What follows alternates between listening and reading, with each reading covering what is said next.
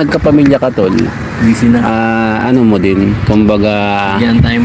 bigyan mo ng time pag meron ka ng pamilya. Of course. Kahit sobrang busy ka sa trabaho, kahit sa 1 week, bigyan mo sila ng isang araw para at least ramdam nila na nandyan ka pa rin. Hindi lang sa financial na pangangailangan.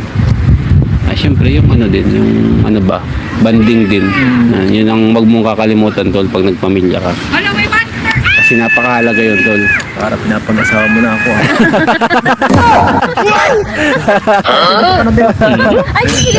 Gandang ang boses ng damdamin, tulong at kalingap ang laging unahin. Wow, Kalingap Edo, mag-aasawa na ba? So, eto nga mga Kalingap, nung pag-usapan natin, etong advice ni Sir Olives, no, mga Kalingap, na talaga naman, sabi nga ni Kalingap Edo, pinag-aasawa mo na ba ako?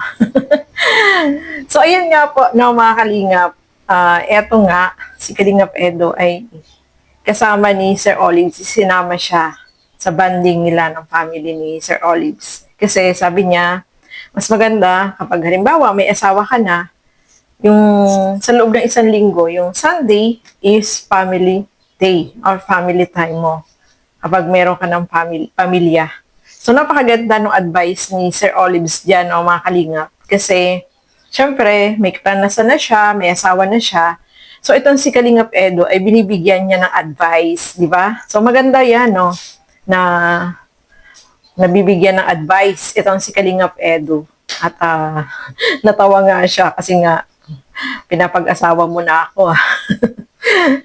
So, syempre, yung advice ni Sir Olives ay maganda naman po. No, mga Kalingap, kasi syempre, kapag may asawa ka na, yung time mo, kailangan talaga may panahon ka para sa family, sa mga anak.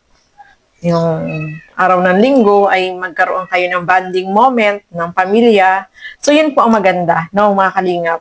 So, natututo dyan si Kalingap Edo at nabibigyan siya ng advice, no. Habang wala pa siyang asawa, ayan, meron ng mga advice na tinuturo sa kanya na pwede niyang gamitin kapag meron na siyang pamilya, no, may asawa na siya. At sana daw yung mapili ni Kalingap Edo ay yung okay yung ugali, may personality, yung personality ay maganda. Siyempre, ang gusto din ni Sir Olives yung medyo may personality, yung ano niya, personality niya ay maganda, di ba? Kasi iba daw kasi yung maganda. Kapag nagkaanak, pag ano, maganda rin yung lalabas na lahi. O, di ba? So, depende naman yan, siyempre, sa gusto ni Kalingap Edo. Kung gusto niya, hindi naman masyadong kagandahan or tama lang yung ganda o yung tama lang. Depende naman po yan, no, kay Kalingap Edo kasi siya naman yung makikisama sa magiging asawa niya, di ba? O yung asawa na talaga yung pinag-uusapan natin. So, yun yung naging topic nila, no, mga Kalingap. Kaya napunta tayo sa pag-asawa. No.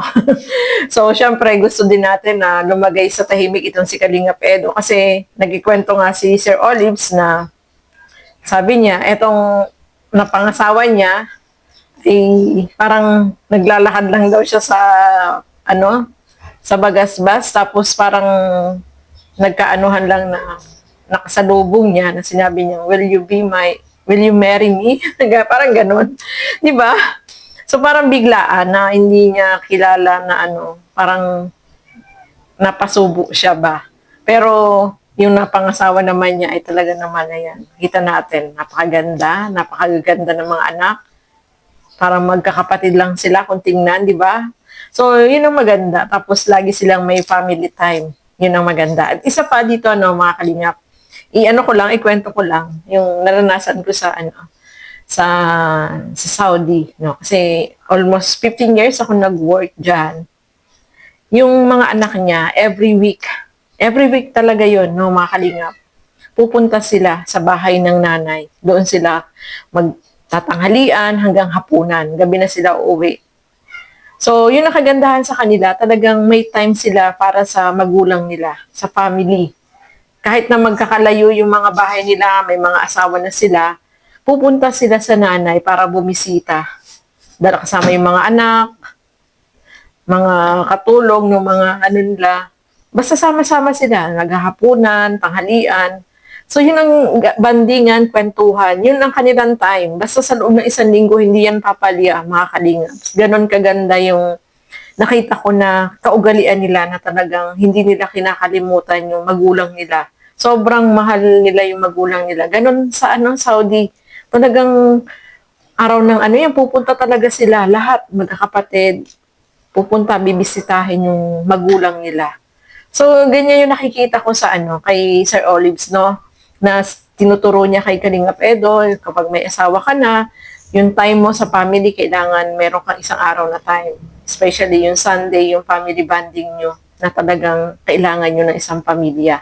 So, yun ang napakagandang advice, no? Mga Kalingap. At sana daw, itong si Kalingap Edo ay makahanap ng tamang babae. Siyempre, yung gusto ni Kalingap Edo, yung makakasundo niya, yung ugali, magandang ugali, di ba?